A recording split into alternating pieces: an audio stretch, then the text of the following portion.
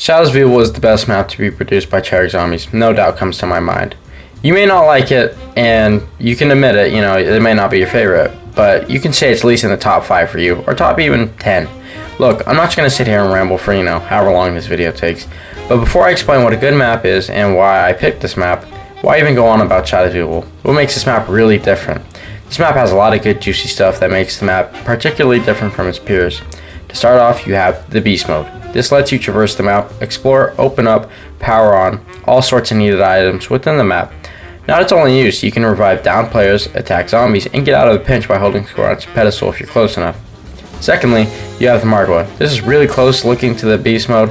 I don't care what you say, this is one of the most balanced bosses we've had in Zombies, and it's the first boss a lot of people think of. Prior to the Margwa, we've had bosses like the Panzer, the Witches, the Cosmonaut. What makes him different, really? When he spawns, he is gigantic. I mean, this boy's got 3 heads, okay? Not 1, not 2, but 3, alright? This guy is a beast. To kill him, it is very simple. You just gotta, shoot off those heads.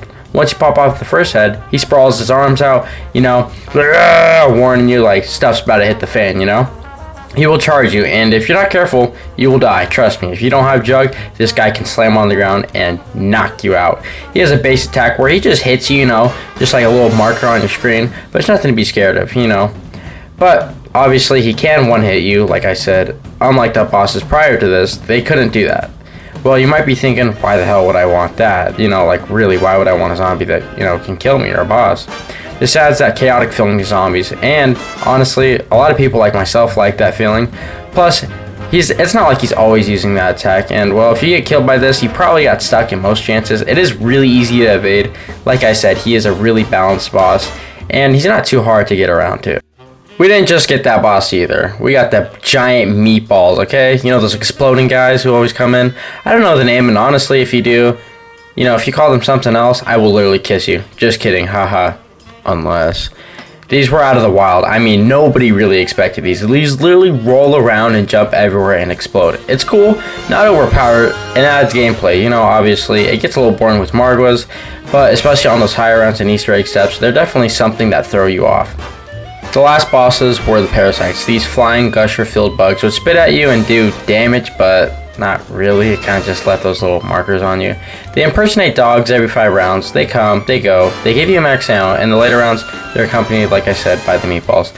Now, besides bosses, another great thing different about this map, there's a giant robot who can revive you and kill zombies. What is it? Well, that'd be the Silver Protector, acting like a RoboCop. This guy will at least try to help.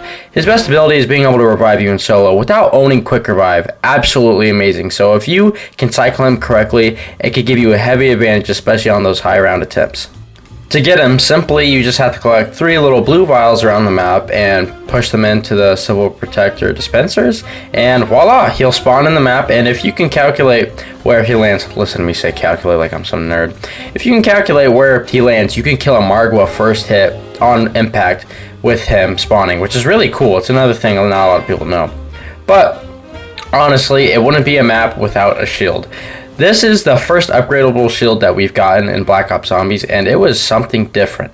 The rocket shield would allow you to have an ability with 3 charges to quickly zoom forward, killing any enemy within your path besides Margwas. This definitely isn't an amazing ability, but it's unique nonetheless. A little off topic from the shield, but think of your favorite perk. Do it really quick, nothing about it, right? PhD, yeah, obviously, it is a great perk, right? It came with a great map, What else came with the great map? Widow's freaking Wine, baby. Easily the first or second perk depending on the opinion of the player. This was a fan favorite, and often people trade this over Speed Cola. Yeah, that perk everybody loved, gone out the window. Bye, see ya, Leah. See that, homie? He gone. This perk was so good, this was unfortunately the only one we got in Black Ops 3. But who cares? It's freaking Widow's Wine. Lastly, this is the most different thing about the map, the Apothicon pods. Have you guys ever seen the movie The Invasion of the Body Snatchers? They kind of act like those pods. Instead of growing people, well, they grow rewards. These rewards are based off their colors. The darker the color, the better the reward. To start off, you have green tier, then red tier, then finally purple. Purple gives you pack-a-punch weapons, ray guns, and Apothicon servant part, while red gives higher tier weapons such as the Man of War, the Dingo, all on pack-a-punch, power-ups, and rocket ship fuel. For the green tier, it gives you, tossable grenades, rocket fuel, and maybe a weapon. That's really about it. Lastly, do you hear and see what's around you? The whole experience of the map is felt. Literally, do you hear that saxophone? That is straight heat. It makes you want to get up, dance, and most importantly, kill some zombies. It is one of the best songs we've gotten in Call of Duty Zombies. Even for those who don't like jazz, it's a good song. The map aesthetically differently from anything else we've ever seen in Zombies, and man, I really do dig it. The map is colored with colorful neon lights, drizzled on by rain and given a beautiful touch. But that's not it. The perk machines are all different, sort of looking the same and similar. Some of them have a darker tone, some of them have a more vibrant tone. The dark jazzy feel is more on the double tap, and Speed Cola has more of that jazzy kind of upbeat kind of feel to it. The music jingles in this are amazing. It is so good. I love what they did, especially with Speed Cola. It is absolutely insane. One of the extra little details that they did add also is they changed the perk icons. They kind of have that dark umber brownish kind of look to them. It definitely is a change of pace, especially because Black Ops 3 is nothing but vibrant. It's nice to see a little like 50s kind of twist to it, which ties with the map as well. I think that's one of the great things about this map is just the little details that they have constantly, especially within this map. You can really tell that they do enjoy putting in work like this, especially with, you know, these older maps. It is really nice to see at times, but I mean, we don't really see too much anymore. But look, little details or not, differences between maps can't mean they're great maps, right? There's a multitude of reasons why zombie maps are either amazing or failures, but I've narrowed it down to about 3 things. The most important things within a map that make it great, quote unquote, are layout, Easter egg, and replayability. To start it off, let's go over layout, right? Look, you may be thinking, how the hell does the map layout affect how a map is good? Well, being able to constantly flow through a map, you know, obviously training, having great training spots, great camping spots, the barrier spawns, if they're in good locations, you know, if you have a good camping spot, but there's a giant barrier behind you, not a very good layout, right? It doesn't really help you. Spawn rooms, obviously, you know, spawn rooms are a difficult kind of thing with layout. You do want to have a good spawn room, obviously, but one that you can come back to and actually use, like obviously for quick revive. I think that's why they put it in there. Perk locations, I mean, obviously in maps like say Die Rise, where PhD is literally in an unobtainable spot as a joke, you know, not a very good layout for, you know, a perk location. Transportation, especially within this map, I see transportation as an issue. The tram is in a very out of the way spot, and in general, it's not a very good transportation method. It's slow, it costs extra money rather than say like the tank and, you know, Origins, which is really good, gets you across half the map, and this only gets you up to about maybe a third. All of that nonsense, that is your quote unquote layout of the map. And, well, as you may know, Shadows of Evil has an easily traversable layout. You have 4 alleys and a central main hub, as well as a train station below the central hub. Each alley has a random perk spawn within each match. Every map you get into, typically the perks will change up in each, you know, alley. You have about a total of 16 or 12 combinations that you can get.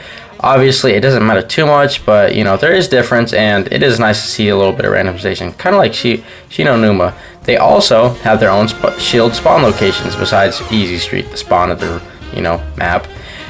A training area, each and every single one. There is a camping area in about maybe like 1 or 2 of them, but obviously it is Black Ops 3. Camping is alright. It's only really used for high round strats, but obviously, you know, training is the ideal for Black Ops 3 Zombies. But each are differently laid out, so you aren't experiencing the sort of same, you know, spawns. Some even go into 3-story buildings like in Canal. One thing that they all do have in common, though, is obviously the train stations. It's not exactly the best, like I said before, and I really never used this besides getting the sword. It would have been better if it was like easier to get to, or even if it was on the ground. I feel like maybe if they put it on the ground somewhat, or try to, you know, put it in between, like, you know, the districts, it would have been better, but obviously they would have had to do more work. Putting the tram above, really unique idea. I think that's really cool. Like, there's literally a train in the air. I don't think I've ever seen that or heard of that before. Nonetheless, I think it's really cool how it's not just on the ground, but it's actually being hung up, kind of like a curtain, if you will, if that makes sense. But at the same time, you can't have zombies spawn in here. Say, you know, with transit, The bus, zombies were able to pull apart the barriers on the windows, which obviously the zombies could get in. And if it was a high round, you were basically toast. You know, there wasn't much you could do about it. The transportation in this map is very meh. Nonetheless, it is transportation, like I said. But obviously, each alley does look different, and they also feel different too. In canals, you have the depths of the water, very murky, zombies below, traps also. And above that, a beautiful street being illuminated by neon signs, with stairs leading up to apartments, perk machines, and obviously a bridge with 2 buildings in between. Like, what city has that? Like, the whole layout of this area is beautiful. Canals is such a slept on area, I do not care. And speaking of beauty, you have the Footlight District. This area is easily the best looking part of the map. It even is the cover of the map. You know, the giant burlesque with the train? Yeah, that's it. In this area, to start off, you start in a tight alley with traps surrounding you, opening up to a giant cigarette store with stairs that lead to the top, where you can traverse to the train, and below the train is obviously the burlesque. It shines with yellow and blue, and the buildings around it show that it is a busy city. It's infested with zombies. Cars are crashed on the road. Hell, even the oranges are spilled everywhere. The oranges. This is where the city really shines, no pun intended, and with every shining, there is a darkness. On the other side of it is the Waterfront District. Parts of it are on fire, homes are torched, the apartments absolutely decimated. Connecting with the home and apartments is a bridge that leads to the train station. Below the train station is the docks, dark and murky with water surrounding the whole city, showing that Morgue City really does have a problem. The boxing gym next to the docks is a gruesome show house, blood all over the ring and the walls. Obviously, this place is very, very sinful. This wouldn't be a video if I didn't include how well the map was actually painted. It really is Treyarch's best looking map. They were really prideful with this map, and it shows. They really did care and were passionate about this creation. This map has a lot to offer, even aesthetically, but it offers even deeper meaning. It's Easter egg. Now this is a very big part of the Black Ops 3 experience and contributes to where we are in Cold War, the Dark Ether. So to start off, every map has a story, right? So there are these 4 people. Nero Blackstone, an alcoholic magician whose wife is a shopaholic. He claims her life insurance on her, dubbing her death as an accident. He kills her in a magical accident. You know, he threw a knife at her, let's be honest. Jessica Rose, on the other hand, a dancer at the burlesque whose dreams were to be a Hollywood film star, has a sexual relationship with a film producer. Being caught by a media photographer, she invites the photographer to replace seducing him, then stabbing him, ultimately killing him. This guy was handcuffed, okay? You know that girl that says, "Hey you" on the phone? Yeah, that's her. She's evil, okay? The next person, Jack Vincent, aka Jackie. He's a crooked cop and he takes bribes and kills people. He also is being investigated by the mayor, and he kills all of his criminals accomplices in order to stay out of jail and to seem like he's keeping the justice and peace of Morgue City, when in reality, he's really killing people and doing really bad things. Finally, lastly, we have Floyd Campbell, an up-and-coming boxer going back into the ring after 18 months. 18 months last time he'd been in the ring. I would be scared too. This guy was going up against the champion, okay? Scares? This guy, he puts, brass knuckles, he puts it under his glove. Imagine getting socked like that. Like, this guy absolutely died. Honestly, the characters in this map are obviously really big pieces, but calling them a character feels like a negative. They feel like actual people, not just some soldier guys who are on a mission. These people have killed and they are in shock to the world around them, feeling as if their sins has caused, obviously, the world to end. They make the map thrive. This map would not be the same with the operator system of Cold War, and the little details that they carry, like bouncing each other off, in a conversation, even if it's negative or, positive, it's still very healthy for the map and the experience that you have connecting with these characters. 4 very different people in the same situation, each one of their stories is very, very well done and feels fantastic. I really do enjoy it, and this is actually an enjoyable story. One thing I do like a lot is they really did try to connect this with Mob of the Dead, with the 4 people creating a sin, causing havoc and ruckus around the world. They really did try to connect it with that, which I applaud them for. Obviously, they do have a lot of connections, but obviously, having the bond that they have, that's one really, really good one. With Primus and Ultimus, sure, they're fighting bad guys trying to save the universe, but then we get these really honestly evil people who are punished for their sins, like I said, like Mob of the Dead. Why does it matter, obviously? Well, the Shadow Man is like, whoa, whoa, whoa. These guys, you know, we gotta stop the city from being destroyed. You guys gotta help me. Atone your sins. Complete the ritual. So obviously the four do so. Little do they know, they're literally killing the keepers. You know those guys when you're doing the rituals and they come after you and you think they're the bad guys? Yeah, you're killing those guys who are actually really helpful. Now, after the rituals, they know they got played like a fiddle, okay? They're absolutely mad. After that, they set out to undo the Apothicons and use the summoning key against them to send them back. After their tasks of helping the keepers, obviously, they kick out the Apothicons and secure the summoning key. Well, Richtofen, for some reason, he can just teleport. He snatches it up and leaves. The next day, the whole dimension is destroyed and the crew you love, yeah, you know, you bonded with them, dead. So exactly how does my little rant about the story contribute to the making of Shadows of Evil a great map? Well, every map has a story, and well, the more important the story, the more value it has. This makes Shadows of Evil a memorable piece alone, not even including the whole experience you get with it. It's a really good short story that has a significant meaning, like Mob of the Dead. Even if you're not just some big lore guy, it's pretty simple and understanding of how the Shadows of Evil Easter egg really contributes to the Black Ops 3, Black Ops 4, and Cold War experience.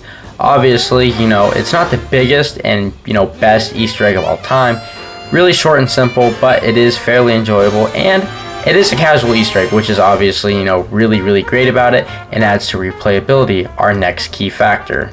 I could say that the Easter egg makes it replayable or that the map has a great layout, but honestly, that'd be lazy. You heard me and I know what I said. What makes this map replayable is a multitude of reasons. For one, this map is filled with the brim of stuff to do. You could ride the train to obtain the symbols for the Apothicon sword. If you're not satisfied enough with the power that gives you, go upgrade it. That itself will not give you enough power you need. Go build literally the black hole gun. You get a fist of squid while you're at it. That's killing two birds with one stone. There's many side Easter eggs in this map, like exploding confetti and donut trip mines. Like, how cool is that? Treyarch really knew what their target was, and they knew what was in this map, and they combined it with little Easter eggs, which was so amazing.